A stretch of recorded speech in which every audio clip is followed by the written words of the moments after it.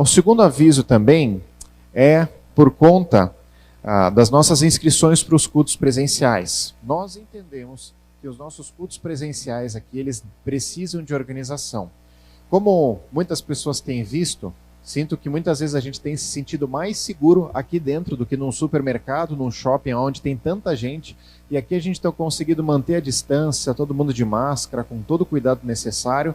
Por isso, para que a gente possa estar mantendo cada vez mais esse cuidado e essa prevenção necessária, nosso pedido é que as inscrições para o nosso culto se realizem até no máximo às 2 horas da tarde no sábado. Obviamente eu sei que existem às vezes exceções, uma pessoa que ia trabalhar no dia e acabou folgando, mas tudo que for possível da gente concentrar as nossas inscrições até as 2 da tarde de sábado, porque a Rô daí tem um tempo para poder organizar toda essa questão até o nosso início do culto e poder adequar também cada uma das famílias aqui, certo? Por fim, me transmitiram aqui um pedido de oração, é a Lúcia Navas, isso? Certo. Pela Lúcia Navas também, até então esposa do seu Francisco, né? Já falecido agora. Então, queria te convidar a gente a orar por ela, tá? Foi hospitalizada, certamente vamos orar por ela. E também já orar pelo restante do nosso culto. Tudo bem? Baixe sua cabeça mais uma vez. Obrigado, Deus, pelo teu amor, pelo teu cuidado. Obrigado porque o Senhor tem sido tudo que nós precisamos a cada dia. Obrigado porque em Ti a gente tem a alegria da nossa vida. Quero te pedir em especial pela Lúcia Navas, que o Senhor possa estar com a tua forte mão cuidando do coração dela, cuidando da saúde dela nesse tempo onde está hospitalizada. Nós entendemos que o Senhor é o médico dos médicos, é quem pode realmente resolver cada um dos dilemas, dos conflitos da nossa saúde. E que o Senhor possa estar usando também pessoas adequadas, propícias para estar tratando a Lúcia da melhor forma possível. Da mesma forma, queremos te entregar o restante desse culto. Senhor, toma ele para ti. Que ninguém aqui apareça mais do que o Senhor, mas que o Senhor seja tão grande, que entre no nosso coração, invada, nos faça ser transformados a cada dia e nos faça ser práticos no que nós temos aprendido. É isso que eu quero te clamar, em nome de Jesus que eu oro e entrego esse culto. Amém.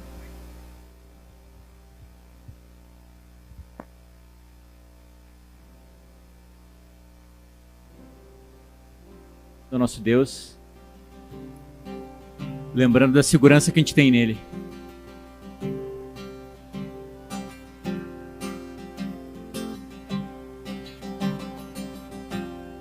Que segurança sou de Jesus,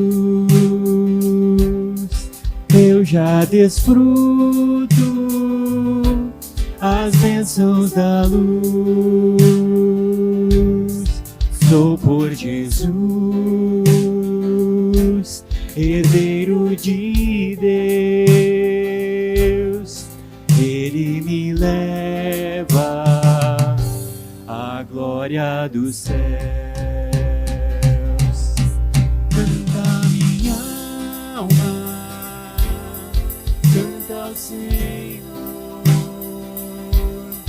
rende-lhe sempre ardente louvor. Canta minha alma, canta ao Senhor, rende-lhe sempre ardente louvor.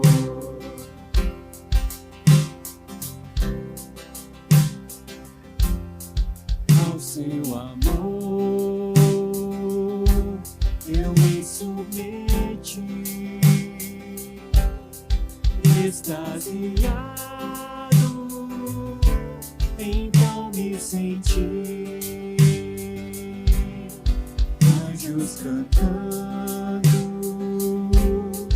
nos altos céus,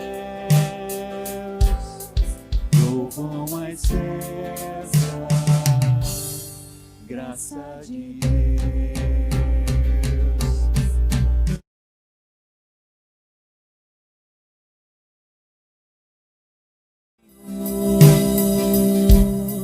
Rende-lhe sempre ardente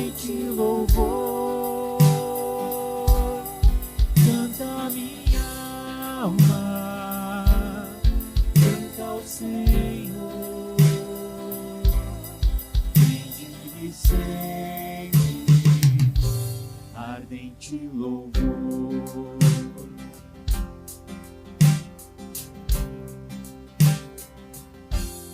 Sempre vivendo em seu grande amor, me regozijo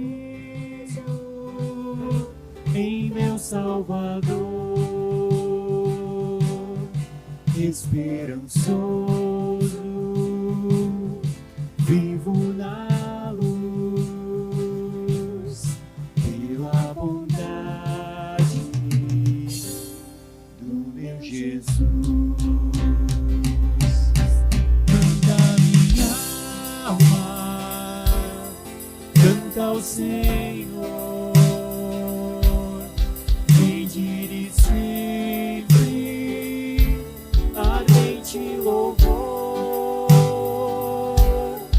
Canta minha alma, canta ao Senhor, bendire sempre ardente louvor.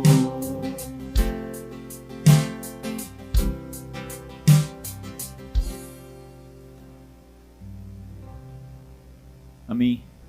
A próxima música que a gente vai cantar, ela nos lembra muito das coisas que a gente conhece que são constantes, né? A gente tem sido lembrado continuamente pelo noticiário, pelo mundo ao nosso redor, das coisas que a gente não controla, as coisas que a gente não tem como saber em relação ao futuro. E que nesse momento agora a gente possa refletir nessa letra e colocar nosso coração diante de Deus, lembrando que Ele é a nossa segurança, que Ele é o Deus que não muda, né, em meio a um mundo que está constantemente mudando e nos pegando de surpresa, às vezes nos frustrando. Ele é nossa rocha.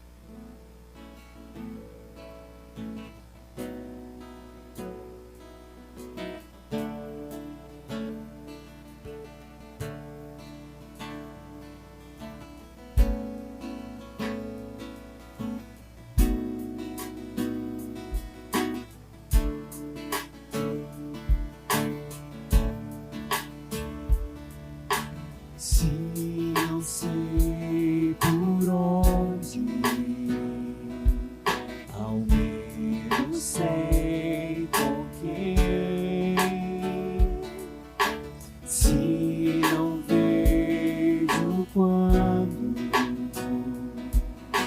sei em quem esperarei.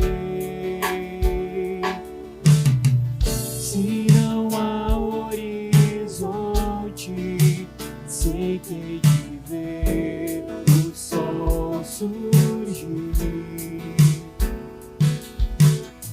Se não entendo porquê, apenas descansarei em ti.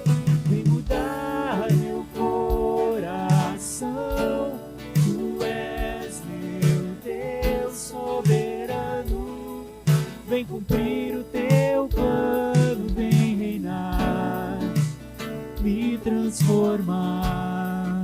Quero te obedecer.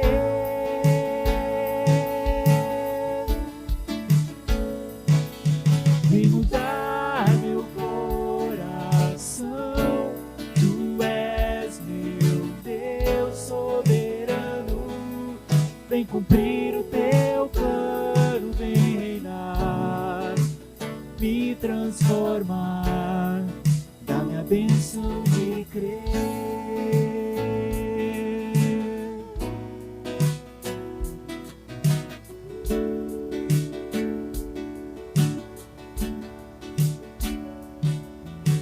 Se não sei por onde,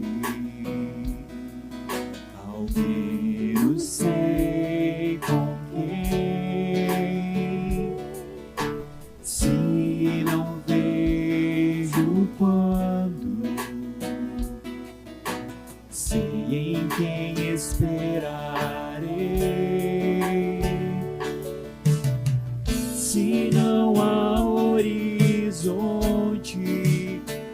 fiquei de ver o sol surgir.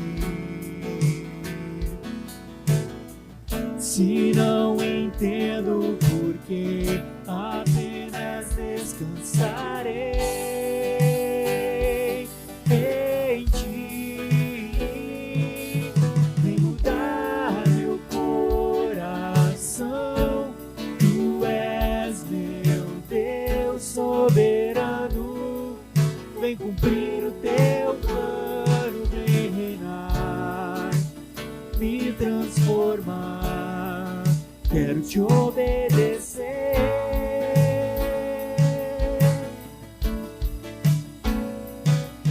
Vem mudar meu coração. Tu és meu Deus soberano. Vem cumprir o teu plano, vem reinar, me transformar. Dá-me a bênção de crer.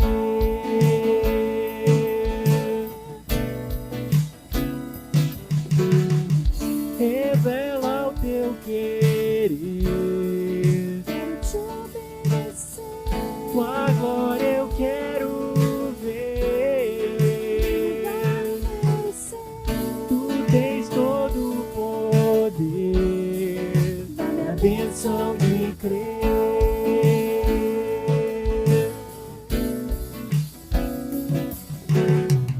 Revela o teu querer. Quero te obedecer. Tua glória eu quero ver. Tu tens todo o poder.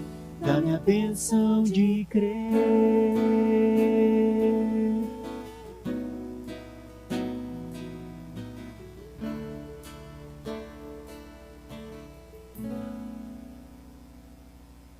Amém. Vocês podem sentar.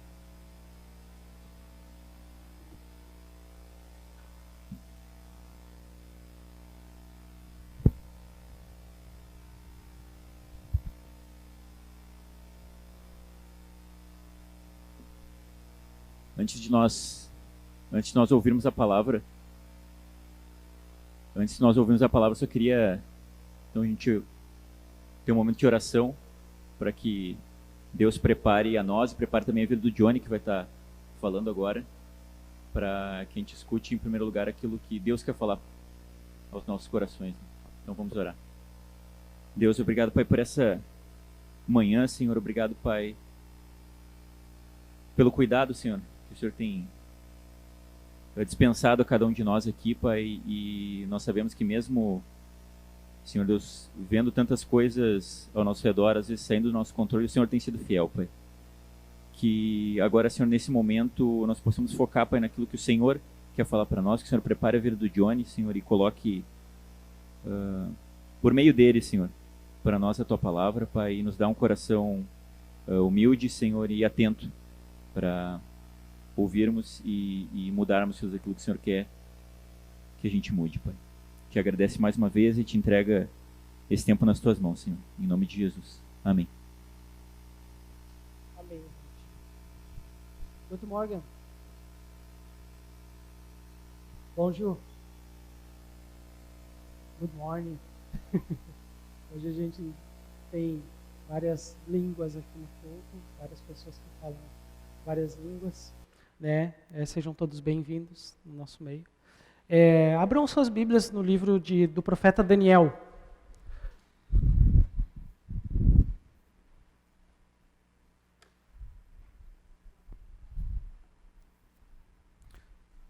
Nós vamos ler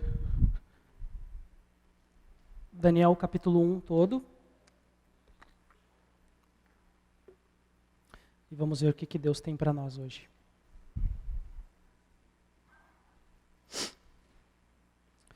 Daniel capítulo 1, versículo 1 começa falando assim: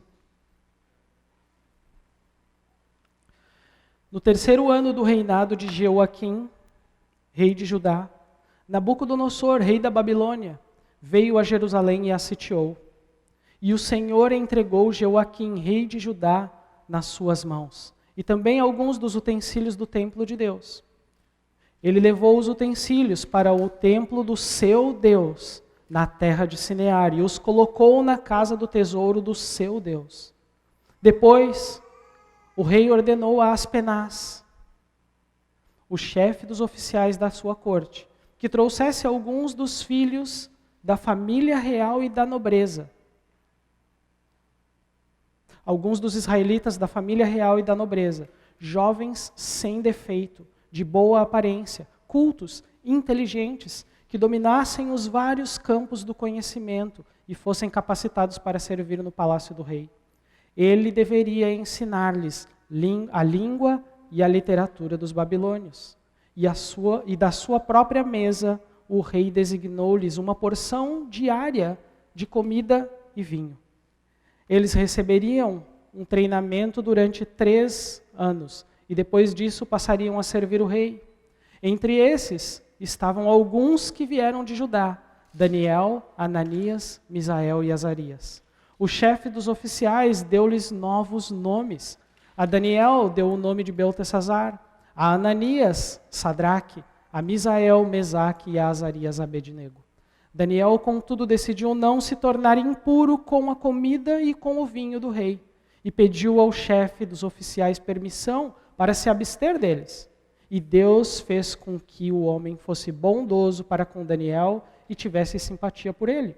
Apesar disso, ele disse a Daniel: tenho medo do rei, o meu senhor, que determinou a comida e a bebida de vocês. E se ele os achar menos saudáveis que os outros jovens da mesma idade, o rei poderia pedir a minha cabeça por causa de vocês. Daniel disse então ao homem que o chefe dos oficiais tinha encarregado de cuidar dele, de Ananias, Misael e Azarias: peço que façam uma experiência com os teus servos durante 10 dias. Não nos dê nada além de vegetais para comer e água para beber. Depois, compare a nossa aparência com a dos jovens que comem a comida do rei e trate os teus servos de acordo com o que você concluir. Ele concordou e fez a experiência com eles durante 10 dias. Passados 10 dias, eles pareciam mais saudáveis e mais fortes do que todos os jovens que comiam a comida da mesa do rei. Assim, o encarregado tirou a comida especial e o vinho que haviam sido designados, em lugar disso, lhes dava vegetais. A esses 4 jovens, Deus deu sabedoria e inteligência para conhecerem todos os aspectos da cultura e da ciência. E Daniel, além disso, sabia interpretar todo tipo de visões e sonhos. Ao final do tempo estabelecido pelo rei, para que os jovens fossem trazidos à sua presença, o chefe dos oficiais apresentou a Nabucodonosor. O rei conversou com eles e não encontrou ninguém comparável a Daniel, Ananias, Misael e Azarias, de modo que eles passaram a servir o rei. O rei lhes fez perguntas sobre todos os assuntos que exigiam sabedoria e conhecimento, e descobriu que eram 10 vezes mais sábios do que todos os magos e encantadores de todo o seu reino. E Daniel permaneceu ali até o 1º ano do rei Ciro. Vamos orar sobre essa palavra e depois a gente começa. Senhor, muito obrigado, Deus, pela oportunidade que nós tivemos nessa manhã de levantar a voz e bendizer o Teu nome. Nesse momento, sobre essa palavra, Senhor, nós queremos orar pedindo que o Senhor fale conosco. Que nessa manhã a Tua voz seja ouvida nos nossos ouvidos, nos ensinando a Tua palavra. Em nome de Jesus eu oro. Amém. O livro de Daniel, ele marca um período bem específico da história do povo de Israel. A tomada de Judá pelos babilônios. Nabucodonosor, o rei da Babilônia, primeiramente ele foi a Jerusalém e sitiou ela. Inicialmente, o rei Jeoaquim, o rei de Judá, ele concordou e se rendeu a Nabucodonosor. Só que mais tarde, ele se rebelou contra os babilônios e os babilônios vieram a Jerusalém e esmagaram a cidade.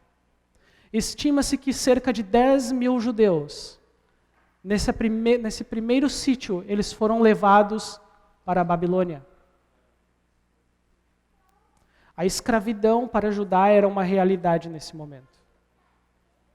O cativeiro para Judá e todo Israel era uma consequência do pecado que eles haviam cometido contra Deus.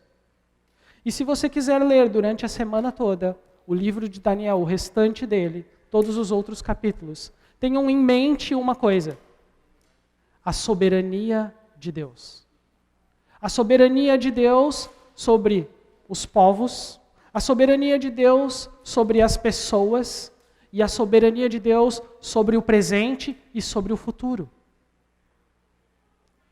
Nosso Deus é o Senhor da história, é o Deus de todos os tempos. Agora, talvez você possa estar pensando, tá, mas o que aconteceu de tão grave para que o povo fosse levado, ou para que Deus permitisse que esse povo fosse levado cativo, escravo, para a Babilônia? O que aconteceu de tão grave para que Deus pudesse ter pegado o Havaianas preto, né? Ou a varinha de marmelo tão grossa e corrigisse o povo? Eu quero ver com vocês isso. Em 2 Reis, se vocês puderem abrir 2 Reis capítulo 21, versículos de 1 até 6, fala bem assim: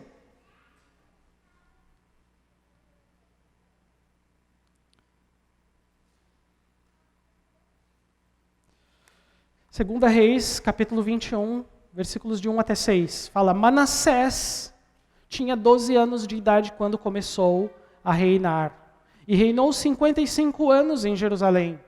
O nome da sua mãe era Refzibá, e ele fez o que o Senhor reprova, imitando as práticas detestáveis das nações que o Senhor havia expulsado diante dos israelitas. Ele reconstruiu os altares idólatras que o seu pai Ezequias havia demolido. Ele também ergueu altares a Baal e fez um poste sagrado, como fizera Acabe, rei de Israel. Inclinou-se diante de todos os exércitos celestes e lhes prestou culto. Ele construiu então altares no templo do Senhor, do qual este tinha dito: em Jerusalém porei o meu nome. E foi só isso? Não, tem mais coisa. Nos 2 pátios do templo do Senhor, ele construiu altares para todos os exércitos celestes.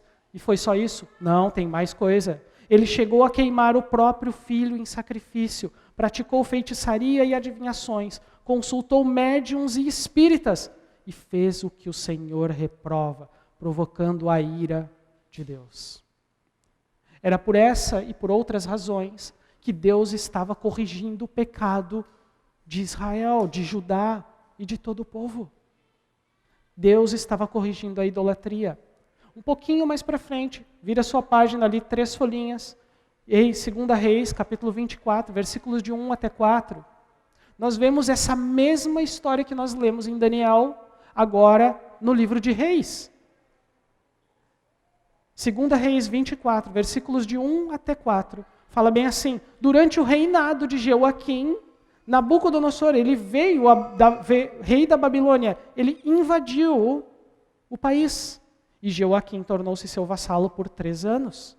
Então ele voltou atrás e se rebelou contra Nabucodonosor.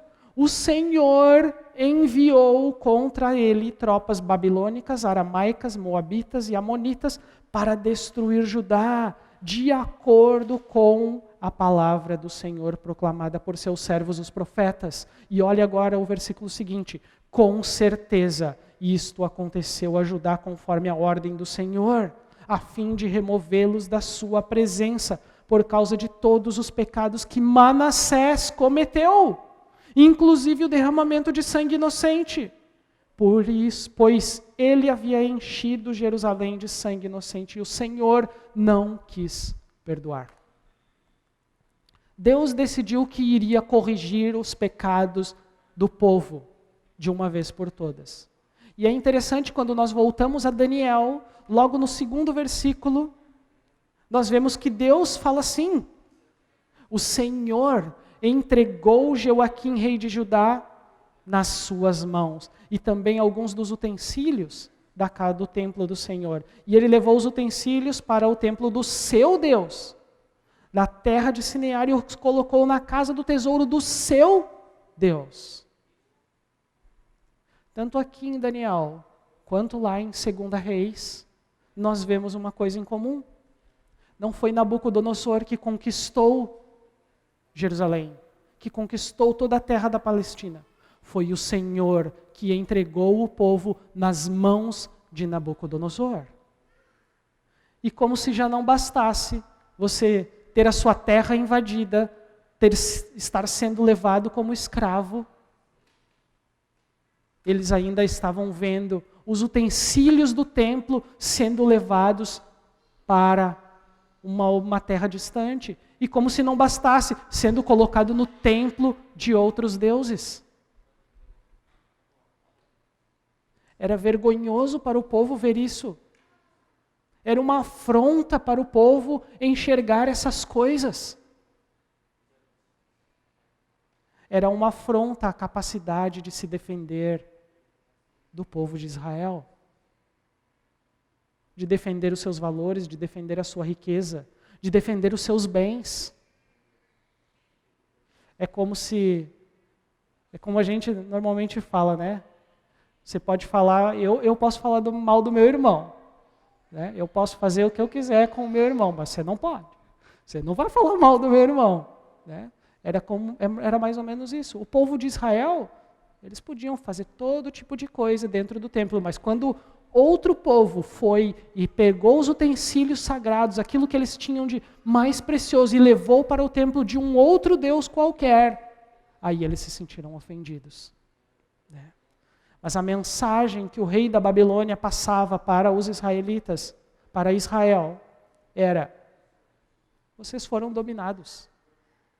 Vocês foram dominados e nem o Deus de vocês pôde intervir.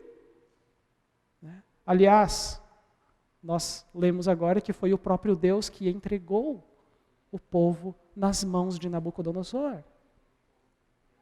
Para os babilônios, o Deus de Judá era somente mais um dos tantos deuses que existiam na Babilônia.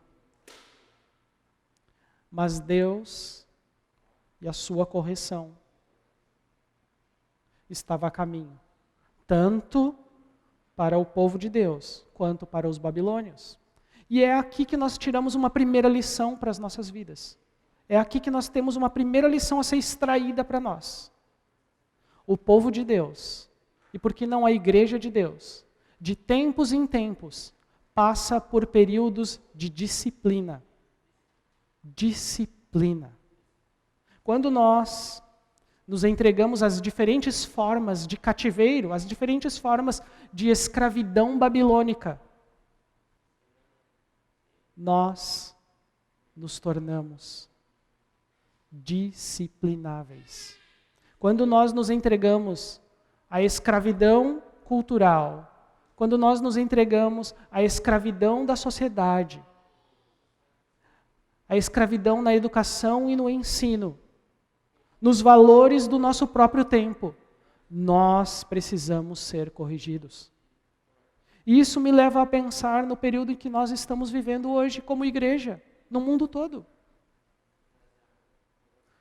Talvez nós estejamos passando por um período de disciplina.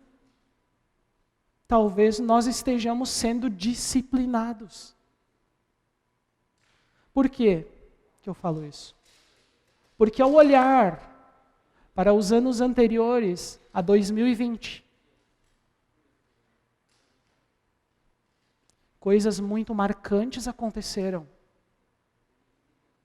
Nos últimos anos nós nos deixamos dividir entre coxinhas e petralhas dentro da igreja. Alguns cristãos esqueceram da supremacia das Escrituras e sujeitaram a supremacia das Escrituras ou à direita ou à esquerda.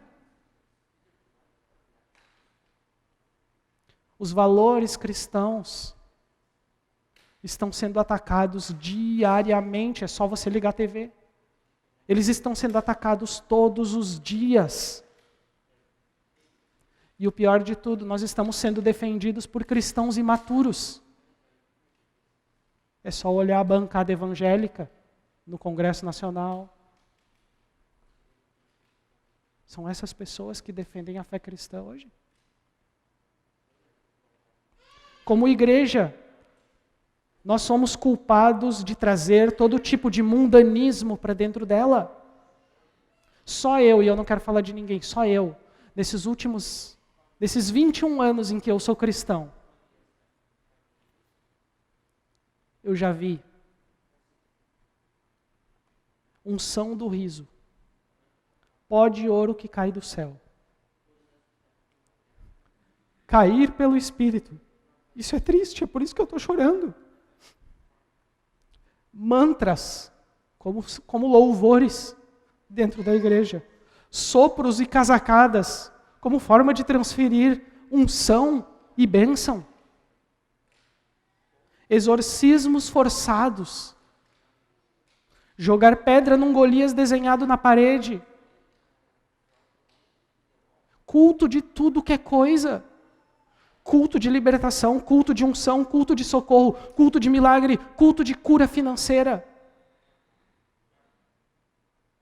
Festas pagãs de todo jeito dentro da igreja. Desde carnaval, a festa de São João. E eu poderia continuar. As pregações de hoje, gente, são carregadas de humanismo e antropocentrismo, ao invés de serem teocêntricas. Aí depois um cristão verdadeiro, ele fica no meio de tantas coisas. Ele ouve as vozes que vêm da Babilônia, de um lado dizendo, Black Lives Matter! Vidas negras importam. E ele fica ali perdido. Né? Aí ele ouve vozes de outro jeito, de outro lado que vem e gritam, cristão, seu intolerante, como você pode dizer que só existe um caminho? Isso não é democrático? Onde é que já se viu uma coisa dessas? Esse governo aí é culpa dos cristãos, ó. Vocês não estão vendo o que está acontecendo? Aí vem vozes de outro lado que diz, não abram as igrejas, vocês estão loucos. E vozes, vocês não abrem a igreja, por que vocês não abrem a igreja? Vocês estão loucos? E nós ficamos ali, no meio disso tudo, olhando de um lado para o outro. Então eu não sei. Depois de tudo isso que eu falei, eu não sei. Se nós não estamos passando por um período de disciplina de Deus. E eu penso isso principalmente por quê? Porque Deus disciplina os seus filhos. Deus nos disciplina porque nós somos seus filhos. Se não fôssemos corrigidos, seríamos bastardos. Agora, por vezes, a disciplina, ela pode nos levar a pensar que nós fomos abandonados. Talvez o povo estava pensando, Deus nos abandonou. Deus nos abandonou. Né? Deus, Ele havia dito ao povo, havia dito através dos profetas, através do profeta Isaías, por exemplo, mas é através do profeta Jeremias, que Deus, Ele dá detalhes de quanto tempo a escravidão duraria e quando o povo sairia de lá. Jeremias capítulo 29. Passei demais. Jeremias capítulo 29, versículos de 10 a 14. Eu vou ler, você não precisa abrir. Fala bem assim. Jeremias 29, do 10 ao 14. Fala assim. Assim diz o Senhor, quando se completarem 70 anos da Babilônia, eu cumprirei a minha promessa em favor de vocês, de trazê-los de volta para esse lugar. Porque sou eu que conheço os planos que tenho para vocês, diz o Senhor. Planos de fazê-los prosperar e não lhes causar dano. Planos de dar-lhes esperança e um futuro. Então vocês clamarão a mim, virão orar a mim, e eu os ouvirei. Tá, mas quando é que isso vai acontecer, Deus? Vocês me procurarão e me acharão, quando me procurarem de todo o coração. E eu me deixarei ser encontrado por vocês, declara o Senhor. Eu os trarei de volta do cativeiro. Essas foram as palavras de Deus para o povo. Por 70 anos, o povo de Deus teria que viver em uma terra que não era a sua.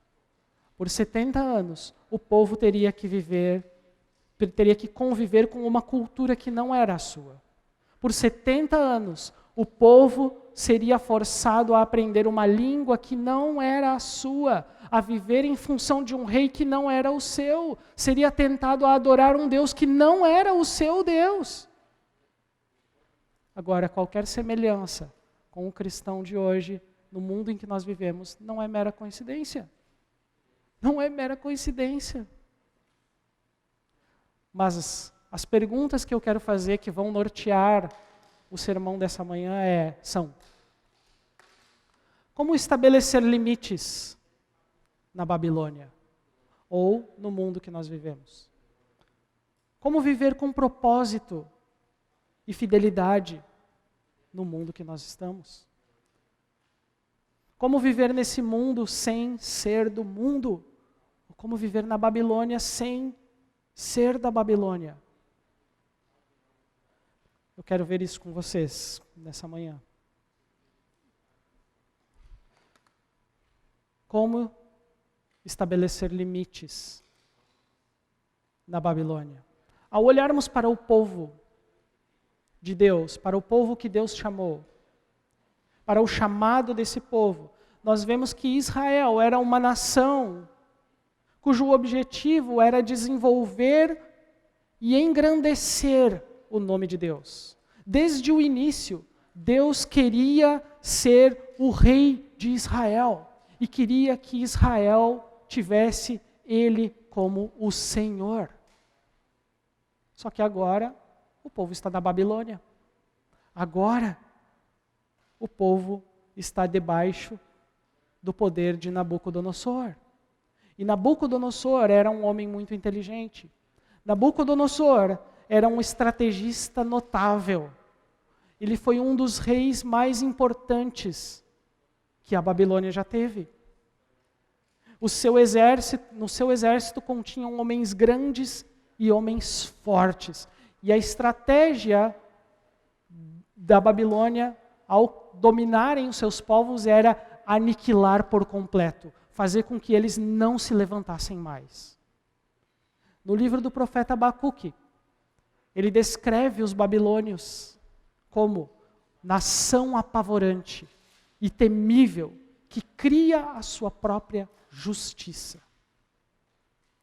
Primeiro a Babilônia vinha e destruía os povos, destruía os seus adversários, levava esse povo submisso e cativo. Depois, ela demonstrava um lado bonzinho, né? Lançando estratégia para manter esse povo prisioneiro por longos períodos.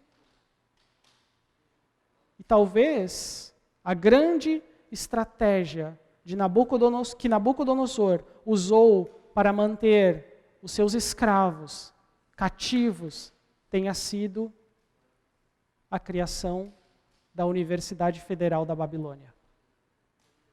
Universidade Federal da Babilônia. Educação gratuita para todos. Era isso que ele fazia. Né?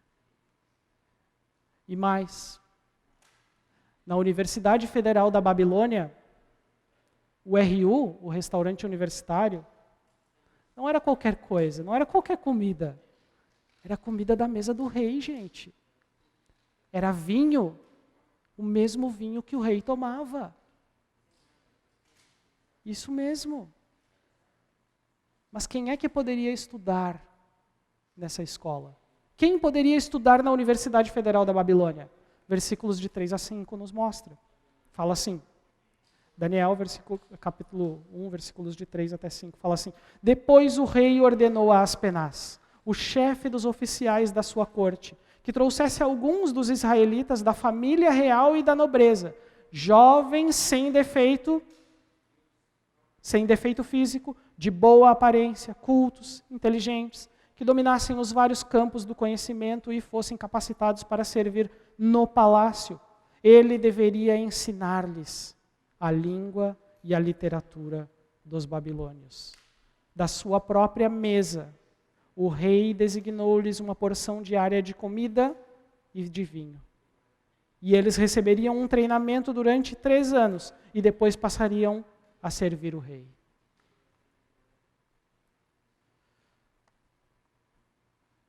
O que esses jovens da alta sociedade judaica, eles aprenderiam? Aprenderiam aquilo que muda a mente e a forma de interagir. Aprenderiam a língua e a cultura. Aprenderiam a língua e a cultura. Vocês sabiam que aprender uma nova língua, ela abre áreas no nosso cérebro que são capazes de pensar as coisas, de repensar as coisas, de repensar o modo como você enxerga aquilo. Então essas pessoas que estavam agora na Babilônia, estavam aprendendo a língua e a cultura dos babilônios, dos caldeus. E essas pessoas, elas estavam com tudo nas mãos. Com tudo nas mãos, com um futuro feito. Olhem, estudo integral, gratuito, alimentação a melhor possível, garantia de emprego depois de 3 anos. E não é qualquer emprego não, é emprego no governo. É emprego no governo. O que mais alguém poderia querer? Qual pai não quer ver o seu filho nessa situação? Emprego garantido no governo depois de 3 anos. Agora é interessante olhar nesse ponto. O que Deus havia dito para o povo. Deus disse bem assim: assim diz o Senhor dos exércitos, o Deus de Israel, a todos os exilados que deportei de Jerusalém para a Babilônia. Construam casas e habitem nelas. Plantem jardins e comam dos seus frutos. Casem-se e tenham filhos e filhas. Escolham mulheres para casar com seus filhos e deem suas filhas em casamento, para que também tenham filhos e filhas. Multipliquem-se e não diminuam. Busquem, olha, presta bem atenção, busquem a prosperidade da cidade para a qual eu os deportei e orem ao Senhor em favor dela, porque a prosperidade de vocês depende da prosperidade dela. Jeremias 29, versículos 4 a 7. Essas foram as palavras de Deus para o povo exilado. Ou seja, a ordem de Deus era para que o povo prosperasse na Babilônia. Era para que eles fossem bênção onde eles foram colocados. O versículo 6 e versículo 7 fala assim: entre esses estavam alguns que vieram de Judá, Daniel, Ananias, Misael e Azarias. O chefe dos oficiais deu-lhes novos nomes. A Daniel deu o nome de Beltesazar, a Ananias, Sadraque, a Misael, Mesaque e a Azarias, Abednego.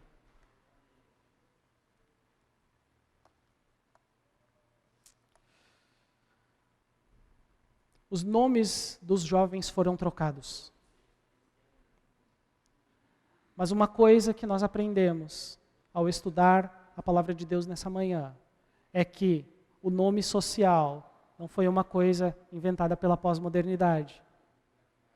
Foi Nabucodonosor que inventou, gente! Isso nós podemos ver com certeza. Os nomes desses 4 jovens foram trocados. Eles tinham um significado que fazia referência a Deus. E eles foram trocados por nomes que faziam referências a divindades da terra em que eles eram agora escravos.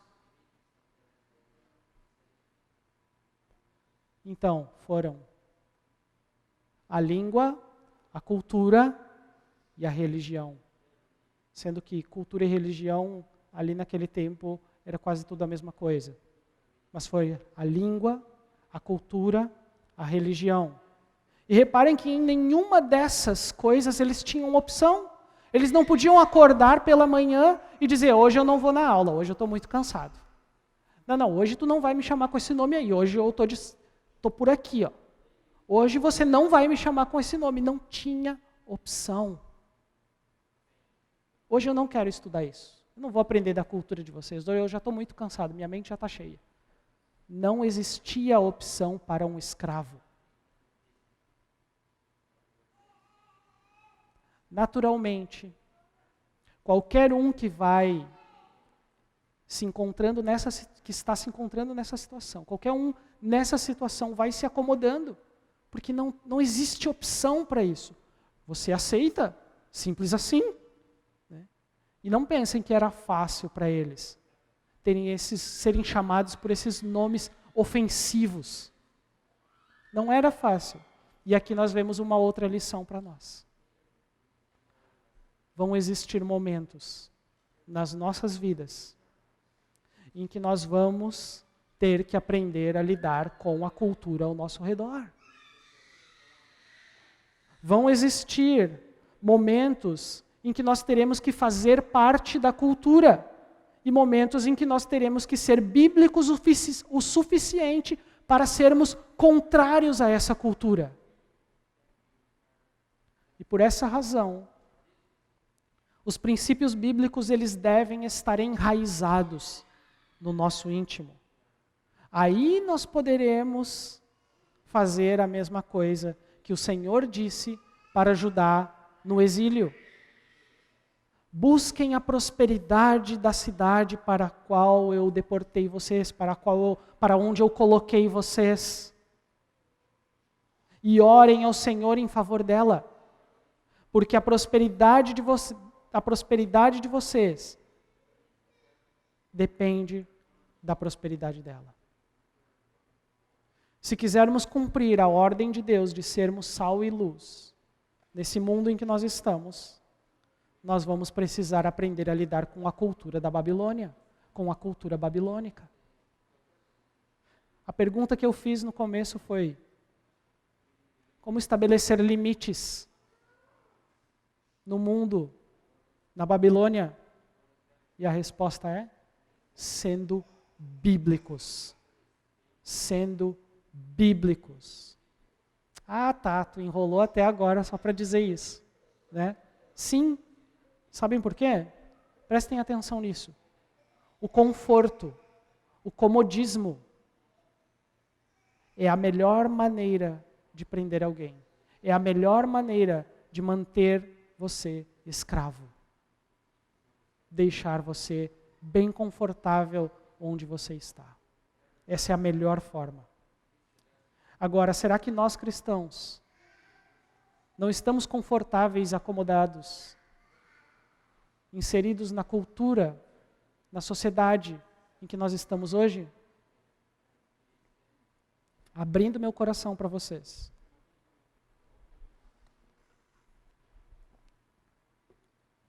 Abrindo meu coração para vocês nessa manhã, eu temo que nós já tenhamos nos entregado, não só a nós mesmos, mas também os nossos filhos, à cultura dos nossos dias.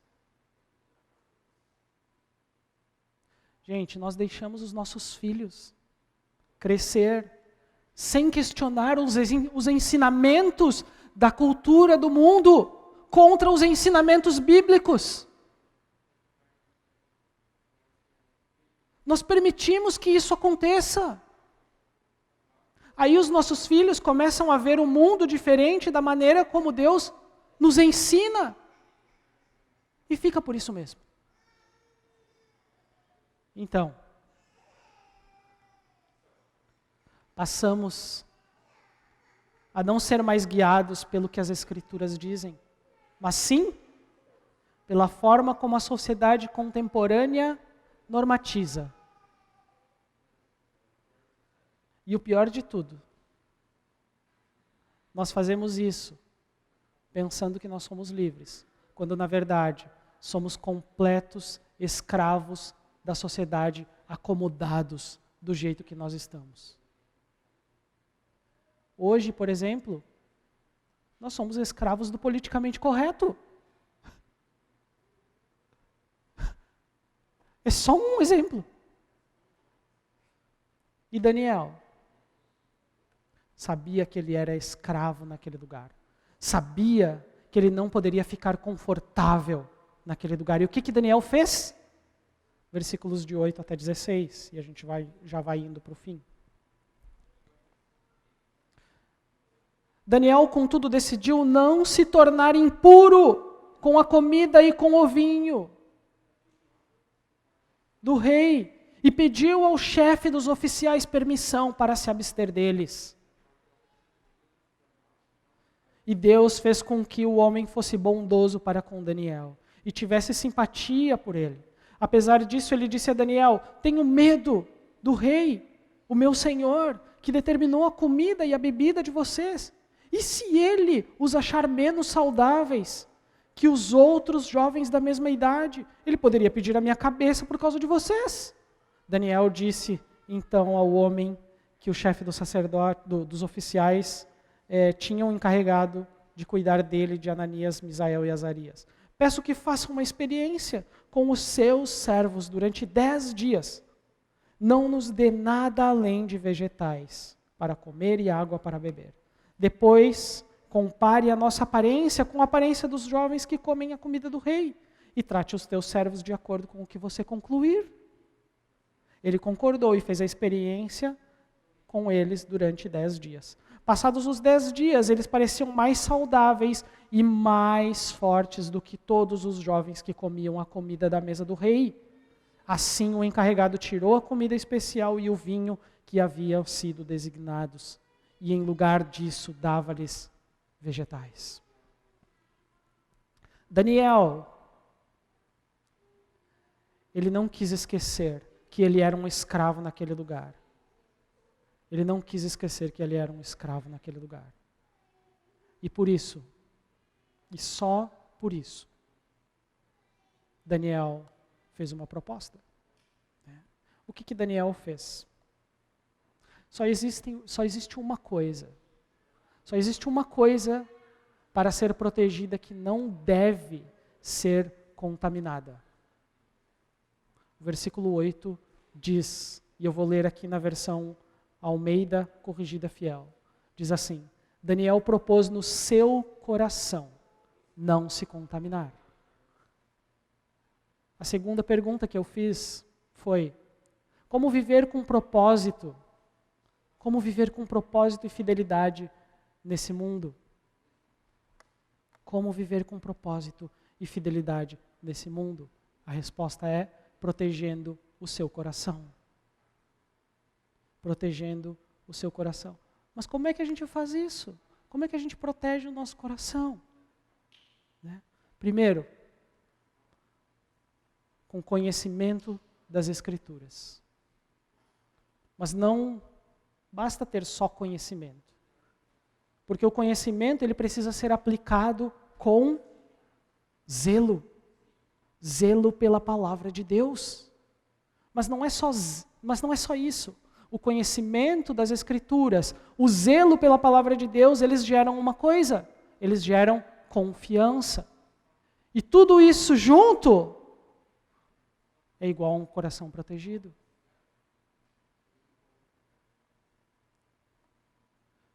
Então, conhecimento pela palavra de Deus. Zelo pela palavra de Deus. Conhecimento das Escrituras. Zelo pela palavra de Deus. A confiança geram um coração protegido. A proposta da Babilônia era: tem que aprender a língua. Ok. Tem que aprender a cultura. Tá, vai. Tem que trocar de nome. Vou ter que engolir essa. Ah, mas tem que comer das finas iguarias do rei. Espera aí um pouquinho, vamos conversar. Vamos conversar. Não é bem assim. Notem que naquilo que a lei de Deus era confrontada com a norma da cultura da Babilônia, Daniel se recusava a seguir.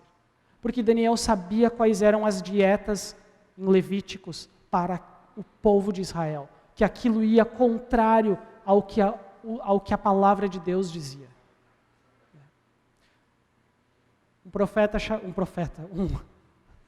Um poeta chamado E. E. Cummings, ele escreveu o seguinte: não seja ninguém além de você mesmo, num mundo que está fazendo tudo, noite e dia, para transformar você em uma outra pessoa. Isso significa travar a batalha mais difícil que qualquer ser humano pode travar e nunca deixa de lutar. O Sr. Cummings, ele chegou a essa conclusão, vivendo uma vida mundana, totalmente acomodado com as coisas da Babilônia.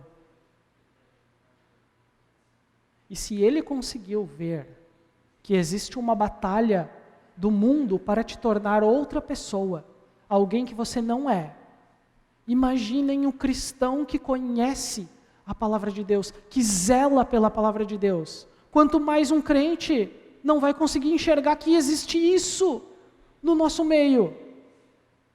A cultura babilônica tenta mudar o nosso coração o tempo todo.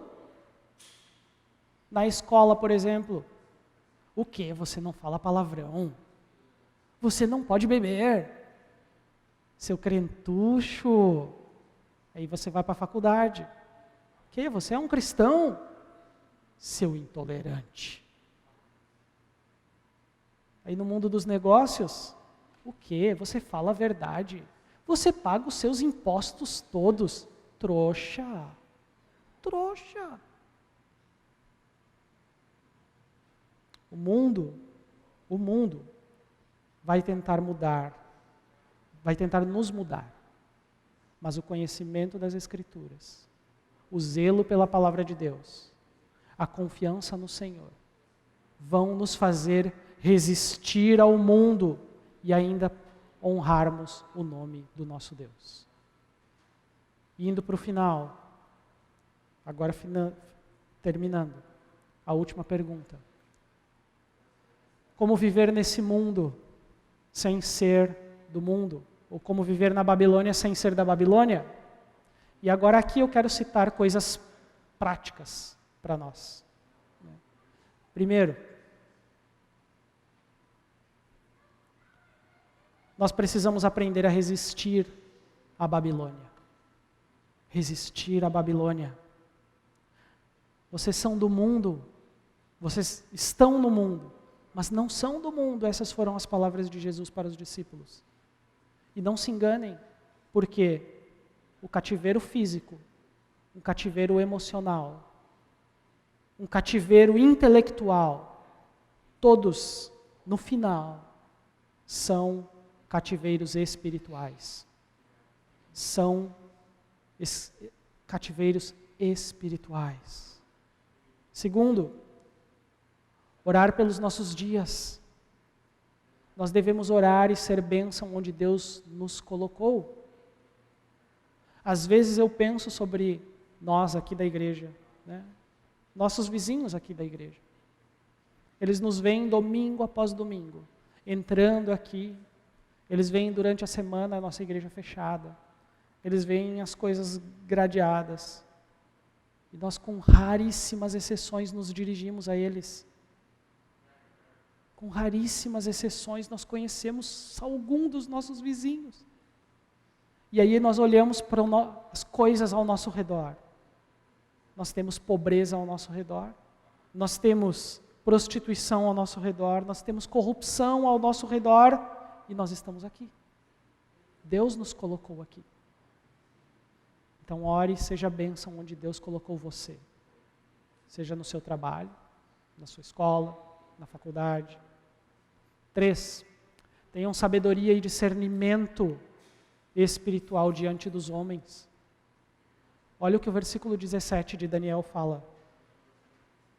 A esses 4 jovens, Deus deu sabedoria e inteligência para conhecerem todos os aspectos da cultura e da ciência. E a Daniel, além disso, sabia interpretar todo tipo de visões e sonhos. O mesmo Deus que nos chamou, Ele também nos capacita com dons para viver e testemunhar do amor dEle. 4, tenha integridade e comprometimento com as coisas de Deus. Nós não podemos negociar com o pecado, nós não podemos barganhar com o pecado, nós não podemos ser coniventes e relativizar o pecado. Nós precisamos ser comprometidos com o Evangelho. 5, confie na provisão de Deus. Confie na provisão de Deus. O livro de Daniel, ele vai nos mostrar, ele vai nos ensinar que estando nós comprometidos com o Evangelho, com a palavra de Deus, com o zelo do Senhor, não vai importar, gente, se nós formos colocados ou na cova ou na fornalha. O nosso Deus enviará a provisão. Amém? Vamos orar. Deus, obrigado, Senhor, por essa palavra. Obrigado por termos o privilégio de Te ouvir nessa manhã. Que o Senhor possa gerar frutos no nosso coração e que possamos aplicar nas nossas vidas, nos dias de hoje. Que possamos resistir à Babilônia dos nossos dias, honrando o Senhor, sendo fiel à Tua palavra. Em nome de Jesus eu oro. Amém. Que Deus abençoe vocês. Te convido a ficar de pé mais uma vez para a gente terminar cantando.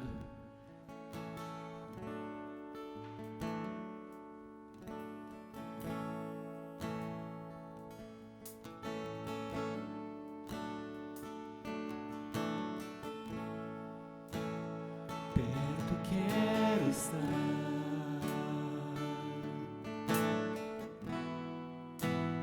junto aos Teus pés, pois prazer maior não há que me render e Te adorar. Tudo que há em mim quero Te ofertar,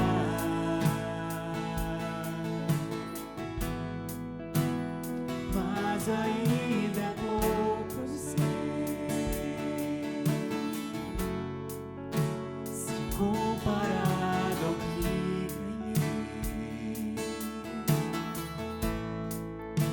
Não sou apenas servo, Teu amigo me tornei.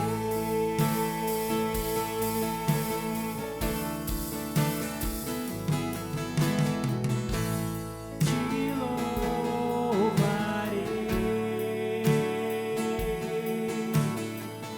não importa